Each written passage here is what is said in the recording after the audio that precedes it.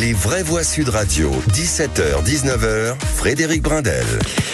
Les vraies voix ce soir, dans une édition, on va dire, spéciale lendemain de fête, lendemain de JO. Virgile Caillé, délégué général de l'Union Sport et Cycle, est avec nous. Le sport et cycle, c'est le MEDEF du sport. Abel Boilly, président de l'association Tous Unis.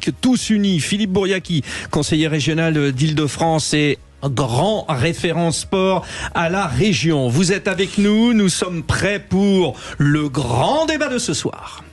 Les vraies voix Sud Radio, le grand débat du jour.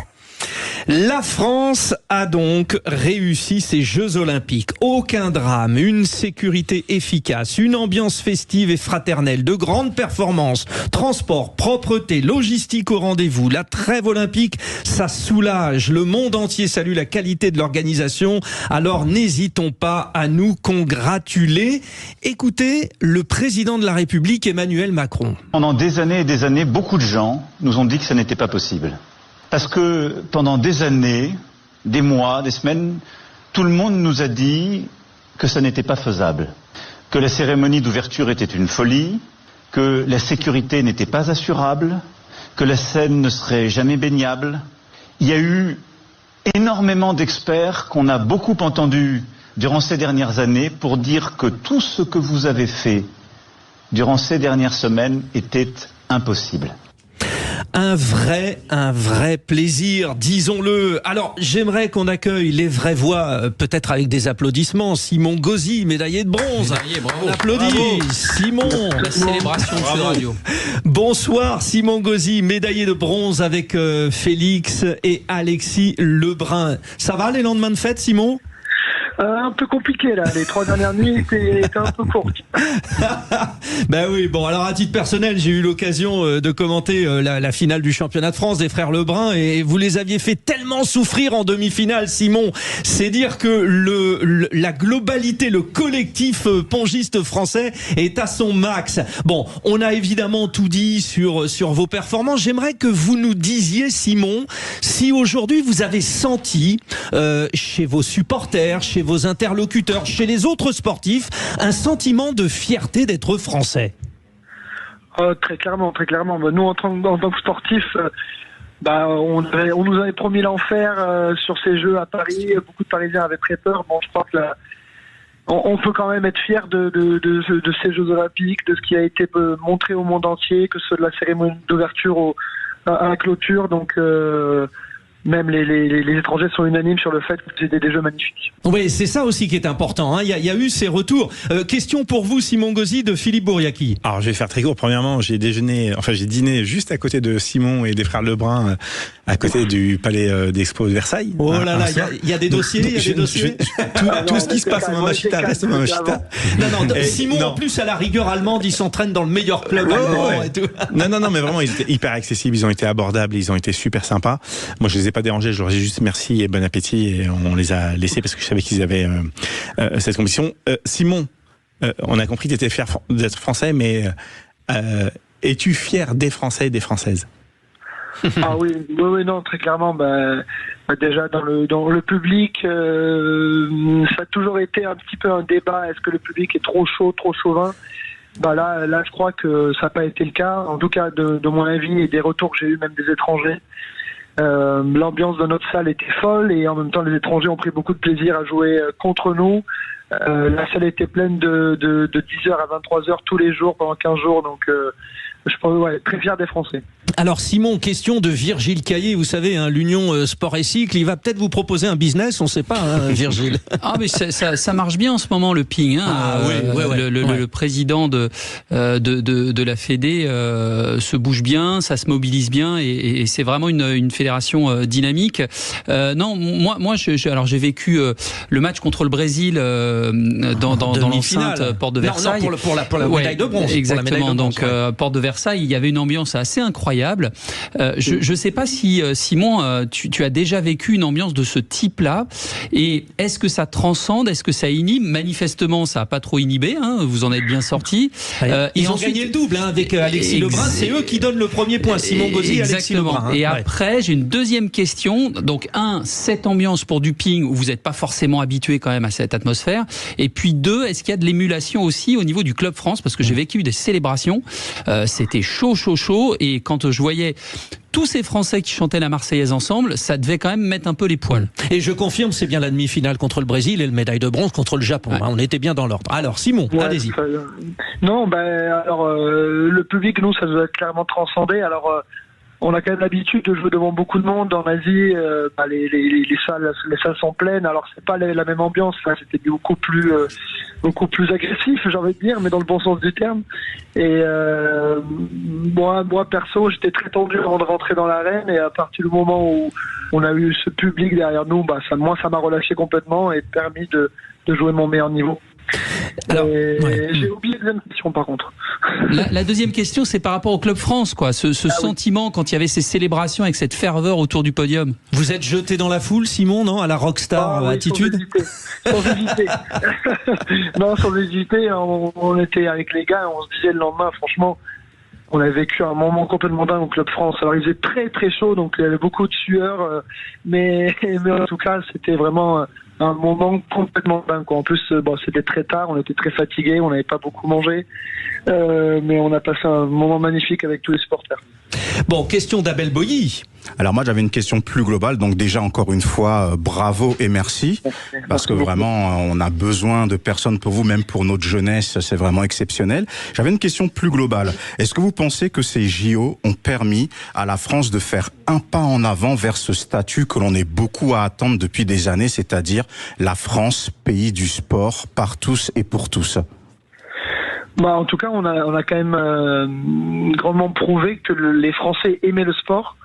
Après, je pense qu'il y a encore des choses à améliorer, ça c'est sûr, par rapport aux grandes nations qui sont beaucoup plus peuplées ou même riches en termes d'investissement dans le sport. Mais en tout cas, on a quand même montré que le public était présent sur tous les sites, sur tous les sports, du début à la fin. Et ça, je trouve que c'est une image magnifique pour la France et pour le sport français qui a aussi se transcender pour amener un record de médailles historique pour notre pays. Bon, alors c'est d'une certaine manière l'occasion de nous donner rendez-vous à 18h40 parce qu'on se posera la question, est-ce que la France est devenue un grand pays? Simon Gauzy, peut-être une dernière question avant de vous libérer parce que évidemment vous êtes très très pris. Dites-moi, vous êtes parti, vous avez une carrière d'une grande longévité, vous avez été un peu le précurseur, ça a sans doute permis l'arrivée encore plus rapide des frères Lebrun. Vous êtes parti vous entraîner en Allemagne, qui est le club référence. Est-ce que vous avez envie de finir votre carrière dans un club français?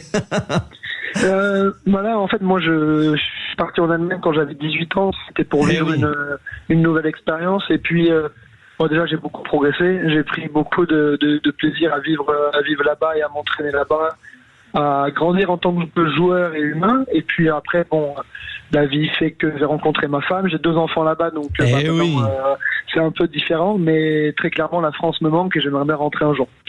Bien, voilà une bonne nouvelle. C'était Simon Gauzy sur Sud Radio, médaillé de bronze du tournoi de tennis de table par équipe avec l'équipe de France. Merci, cher Simon Gauzy, d'avoir été avec nous. Des réactions des auditeurs de Sud Radio au 0826 300 300. Alors, tiens, j'en profite parce que j'ai volontairement posé cette question un peu iconoclaste parce que je vous connais, les auditeurs de Sud Radio. Vous aimez bien aussi dire, oh attention. Bon, êtes-vous fier d'être français en ce mois d'août 2024? À 48%, vous dites oui. Bon, à 51%, vous dites non. Mais on sait votre volonté de rappeler la vérité. Mais il y a un peu de lest quand même lâché. C'est encourageant. Direction Perpignan. Simon, bonsoir. Oui, bonsoir Sud Radio. Bonsoir à tous les auditeurs. Bon, très fier d'être français, vous ou pas? extrêmement fier, mais ce que je voulais préciser, c'est que j'ai surtout pas besoin de cérémonies sportives, même internationales, pour être fier d'être français. C'est beau. Ça c'est beau. Constant. Ouais. Et ce que je trouve dommageable, comme ça a été en 98, c'est que tout d'un coup, ils se sentent fiers, et puis juste après, on a complètement oublié, on retombe dans les travers initiaux. Bon, c'est quand même dommageable. Et je vois le président qui parle de nostalgie, de parenthèse à chanter. Moi aussi, je serais fier que le président de la République réussisse bien d'autres choses, bien plus importantes pour toute la population française. Pour moi, c'est effectivement, c'est divertissant, c'est du sport. C'était un peu long même à mon goût, mais bon, à part ça, c'est voilà, parce que bon, au bout d'un moment, on sature, hein. Mais bon, j'aimerais bien qu'ils réussissent dans bien d'autres domaines, beaucoup plus importants et beaucoup plus essentiels pour la population française. En général, alors bon, moi je viens du sport, Simon, et je dis souvent que le sport c'est l'école de la vie, c'est-à-dire que qui sait s'en imprégner peut au quotidien, dans la vie de tous les jours, peut-être l'activer. Abel Boilly, je crois que c'est aussi votre philosophie. Quand Simon dit ça, c'est important ce que dit Simon. J'étais fier d'être français avant les Jeux Olympiques. Effectivement, c'est pour ça qu'il faut pas parler de parenthèse. Il faut faire un retour à la normalité en fait. Mais il faut utiliser le sport qui est quand même un des rares canaux qui est capable de transmettre ce type d'émotion et effectivement ne pas tomber dans une communication qui ressemblerait à de la manipulation. Mais comme vous venez de le dire, le sport c'est le bien-être physique, psychologique, psychique. On est quand même dans un pays où un quart de la population est addict aux antidépresseurs. Il y a un suicide toutes les 40 minutes. Donc il y a besoin de faire cette promotion du sport, d'investir dans le sport, d'aider les fédérations comme on peut le voir aux États-Unis. On parlait de l'Allemagne il y a un instant, même pour que nos athlètes puissent rester en France et que les meilleurs arrêtent d'aller s'entraîner à l'étranger. Donc je pense que le sport peut être ce vecteur qu'il faut utiliser en complément du reste, bien entendu. Oui, n'oublions pas, mais on en parlera peut-être tout à l'heure. Ça fait 2 fois que vous mordez un petit peu sur le deuxième débat. 18h40. Sommes-nous une grande nation de sport? C'est vrai, n'oublions pas que Léon Marchand est allé se préparer aux États-Unis. Donc mais on en reparlera. Alors d'ailleurs, vous les auditeurs de Sud Radio, je vous ai donné tout à l'heure le 51 48, ça c'est sur le site Sud Radio, et pour le compte X de Sud Radio, alors c'est non, je suis pas fier d'être français en ce mois d'août 2024 à 57%, mais là encore, ça veut dire 43%, oui. C'est-à-dire ceux qui tatillonnent un petit peu, bon, ils ont envie de le dire, et ceux qui sont heureux, ça changera rien pour eux. Mais bon, enfin voilà. Direction le 0826 300 300. Basile, notre auditeur fil rouge depuis Rouen. Basile, avec tout ce qu'on vient de vivre, sentiment de fierté ou pas? Écoutez, cette question, moi, je trouve que ça fait un petit peu du pain et des jeux. Et bien sûr, on peut très bien être fier de nos athlètes français, qu'on fait des belles prestations, de Thomas Joly qui nous a offert un talent incroyable pour la cérémonie d'ouverture. Mais à côté de ça, il y a quand même une amertume pour ces Jeux Olympiques, c'est que on a chassé les étudiants de leur cité universitaire. On a déplacé les SDF pour plus qu'ils soient dans les rues au regard des caméras, alors qu'en 2017, Emmanuel Macron, il avait promis qu'il ne serait plus dans la rue, mais qu'il serait allongé. Donc, moi, je suis pas fier d'être français quand je vois la France, liberté, égalité, fraternité, n'est pas garantie par les garants des institutions. Donc, il faut un petit peu se reprendre là-dessus et pas juste faire du pain et des jeux. Quelle merveille ces Jeux Olympiques, malgré qu'ils aient été beaux. Oui, j'ai volontairement posé cette question parce que je savais que ça allait vous faire réagir et effectivement, c'est le but de l'émission des vraies voix.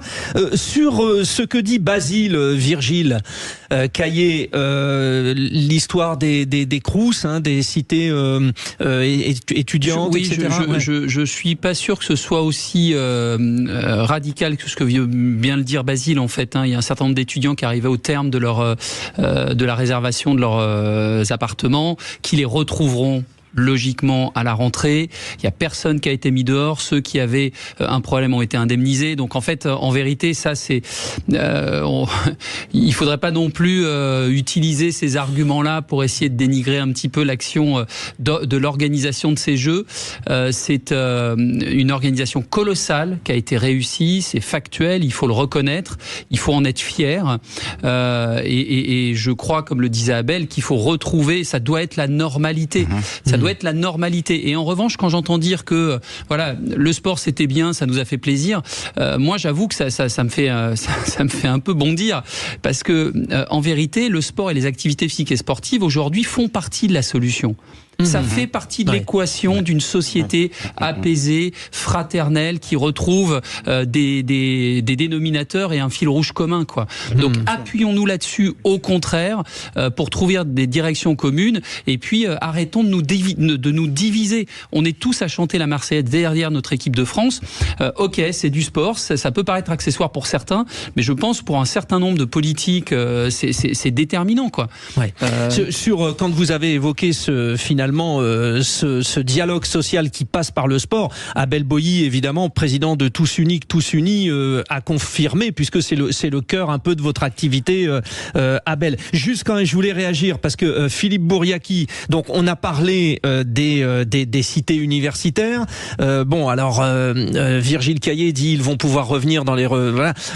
Si j'étais un petit peu provocateur, je dirais nos SDF, est-ce qu'ils vont revenir dans la rue, quoi? Enfin, alors, il y a 500 SDF en très grande précarité qui ont été relogés maintenant, qui ont un toit sur la tête.